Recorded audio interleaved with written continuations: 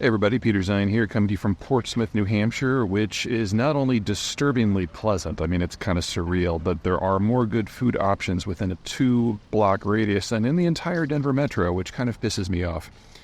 Anywho, I'm here near Market Square, and today we're going to talk about the new, well, it's not all that new, but the popularization of the lithium deposit that was found in Arkansas. Now, like I said, it's not new. This is called the Smackover Formation, which is a great name. I want to buy a drink for whoever named it. Anyway, it's been producing bromide for the better part of a century, so the geology is reasonably well known. What has happened is one of the breakthroughs with AI is being able to look at the geology from new angles and correlate it with updates in understanding for mining and geology that have come in the decades since. And they think that there's more than enough lithium there to supply global supplies for like a factor of 9 or something ridiculous. Now, I don't want to overstate this because just because the lithium is there doesn't mean it can be harvested. For example, 90% of the oil in the world that we are aware of will never be able to produce. It's too deep, it's too technically challenging, the bits are too small, whatever it happens to be. But in the case of the Smackover, and specifically the Arkansas part of it, there's already production in this zone that has been for decades, just not for lithium. Quick review of lithium production. There are 2 types. You've got rock formations and rock mining, which is what dominates in Australia. It's a little bit more expensive than the other method because you actually have to pull the ore out of the ground and grind it up and process it to extract the lithium from everything else. But it is a relatively quick way of doing it, even if it is involved. It's rock mining. So, you're going to have all the tailings, you're going to have all the processing issues and all the added-on costs. It's energy intensive, all that good stuff. Second, you have brine mining, which is what they have in Chile. There's a subsurface water source that is rich in dissolved lithium. You pull the liquid out, you pour it into an evaporation pond, and over the next 18 months, you basically wait for it to concentrate. So it's cheaper than rock mining in Australia, but there's a really long lag time and you need a specific sort of surface up on top in order to do the extraction. So the Atacama Desert in Chile is one of the driest parts of the world, and the mines are at about 7,500 feet. So you have a lot of sun, you've got a desert, you've got low vapor pressure, and it still takes 18 months to concentrate the brine down to something that you can actually use.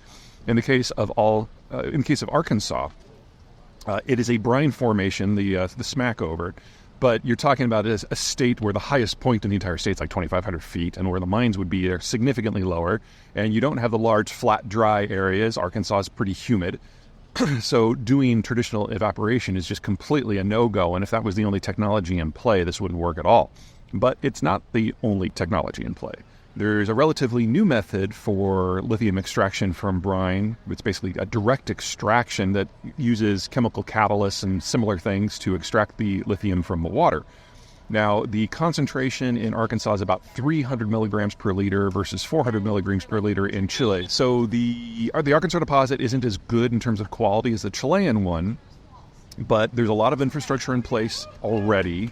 And Exxon is the primary company that is involved. And, Exxon doesn't pull things out of the ground unless it thinks it can make money. And so it has pioneered this direct extraction technology in a number of test wells already on site in Arkansas. So the only thing that has really changed is that we've had this new AI model saying that there's a lot more than we originally thought. And in the next 3 years, Exxon expects to have first commercial volumes. Now, they're not telling us what, quote, commercial volumes are. So we're going to have to wait and see. But one of the things that has been a limiting factor on a lot of the green transition is batteries. And I have not made any secret of my general opposition to lithium use of transport because it's a horrible battery chemistry. It charges too slowly, it discharges too slowly, it heats up and swells. It's just a bad idea to put on something that moves. But if you were to make a lot of small to medium-sized batteries, put them in series and just put them in a building where the heat and the swelling could be maintained or even harvested, you could use it for grid storage very, very, very easily. So this isn't going to revolutionize the world of EVs, but it might, if it works, revolutionize the world of electricity. One of the problems we're going to have in the United States over the next 10 years is as the Chinese system vanishes from the world, we're going to have to expand our industrial plan. That means we need at least 50% more electricity generation than we currently have. And until and unless we can build the infrastructure to link the entire country together so that anyone can generate power anywhere and send it anywhere else, which is a tall order, the easier patch is to put a lot of batteries in a lot of places. So at periods of high supply and low demand. So for example, solar shining during the day, you capture the extra and then use it at night.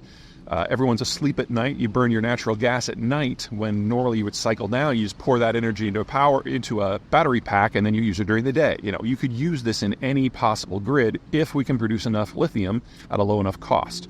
And I have to say, between the engineering, the technology, and the geology, this does look promising. Just keep in mind, first commercial production 2027, which means first large-scale batteries 2030.